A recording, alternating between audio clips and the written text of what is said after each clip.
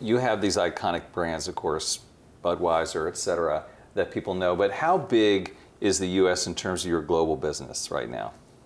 Oh, it's the biggest country that we have is the U.S., and it's been like this for a while, and a very important one, given the brands that we have, even more important when you think about trends. I think that one of the big advantages of having like a global footprint and be a company like ours is this ability of learning from the good part of our scale. Usually people talk a lot about scale in the past was very good, then became a liability because disruptors can attack you. I do think that there is some beauty on the scale that we have and in the size, because trends, they show up in different places. You see what's happening, for example, in the United States and Canada with this so-called fourth category, right? The intersection between wine, hard liquors, and beer, and a lot of things happening there. Seltzers, ciders, ready-to-drink cocktails, things that we can learn here.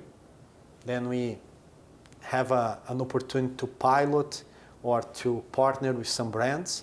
When we get this right, we can quickly deploy this globally with the scale and the footprint that we have. So I think that the US is very important, is our biggest country in which we operate, has been for years sliding, and we are in the last 3 years in a good turnaround. So top line is growing. We know that bottom line follows top line. Our portfolio is much healthier today. We have brands growing very well. Brands like Michelob Ultra, Stella Artois, Cutwater. They are really accelerating the transformation and the rebalance of our portfolio in the US.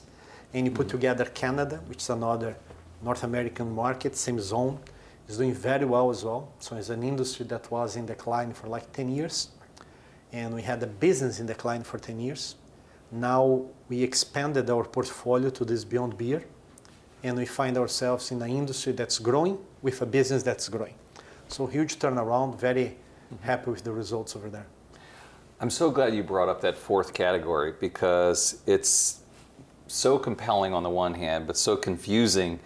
Certainly from a consumer standpoint, I go into a store and I see all these different bottles and drinks, and I don't even know where to begin to experiment. It must be challenging for you to sort of pick your spots, as you say. And at first it was hard seltzer, but as you say, of course, it's blending all these different drinks together. Can you talk about how specifically you're positioning the company there? Yeah, this is new for everybody. Yeah. Of course, I think that if we step back for a second, and I'll give you some information, you tell me how much you want to take. But it's like, when you think about all the beverages, usually you have like 5 to 10% of the volume that is really like the latest innovation. And you think about energy drinks, it's like this. You think about soft drinks, it's like this. You think about water, right? People for years and years thought that nobody could innovate in water because water is water. And we just saw a few years ago the seltzer with flavor and no calories, nothing added, exploded in the US and in some other markets. So there is always like this 5 to 10% of the industry that's innovation that comes and goes. Sometimes some of these innovations, they stay longer. In the alcoholic beverages, though, is very interesting, because what we've been seeing is that this space between wine, hard liquor, and beer is a space that has become like almost like a void for a lot of innovation to come.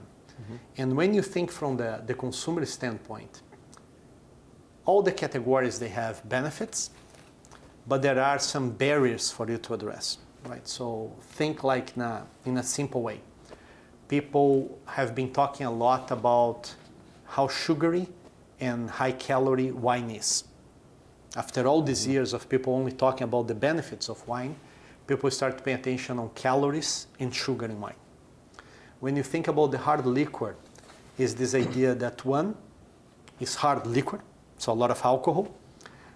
Two, you need to mix, and then people never really pay attention of the amount of calories in a cocktail, but there's a lot of calories there. And a lot of people think about the convenience because I don't really like to drink the hard liquor. What I really like is the cocktail. But the cocktail cannot walk with me from the bar to the walking, to the mountain, to the barbecue session. Mm-hmm. In beer, people talk a lot about, especially young people, that sometimes it's too bitter, mm-hmm. that they like more flavor, more Starbucks type of flavors. People talk about calories, sometimes in beer. And these new beverages, they've been finding a way to solve some of these issues and to provide a solution to underserved consumers. So think about this consumer that likes cocktails, but he cannot have a cocktail on the barbecue or at the beach.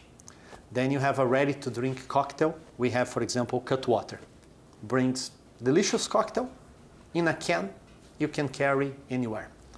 Think about the seltzers, and they bring this flavor from the flavored seltzer, but they don't bring gluten. Right. They don't bring sugar, as wine brings. So there is people that go for this gluten-free, no sugar option in seltzers. And the way that we see this shaping up is basically like 3 segments. One that is this very simple, more flavored type of beverage. In the US, they call like malt flavored beverage. Right. You have the limeritas, you have the ready-to-drink bottles with a lot of taste.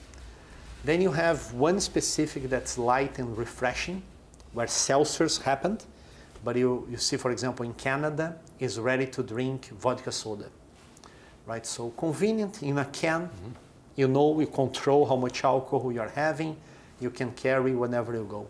And the third one is the more complex, like these ready-to-drink real cocktails that you can also have today on a can, where you can control the ABV, you know that the taste is going to be always great taste, and you can carry and have the cocktail at your convenience, wherever you want to go, in a stadium or in a barbecue.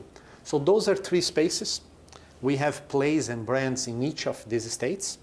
They manifest a little bit different country by country, right? But they are like global trends.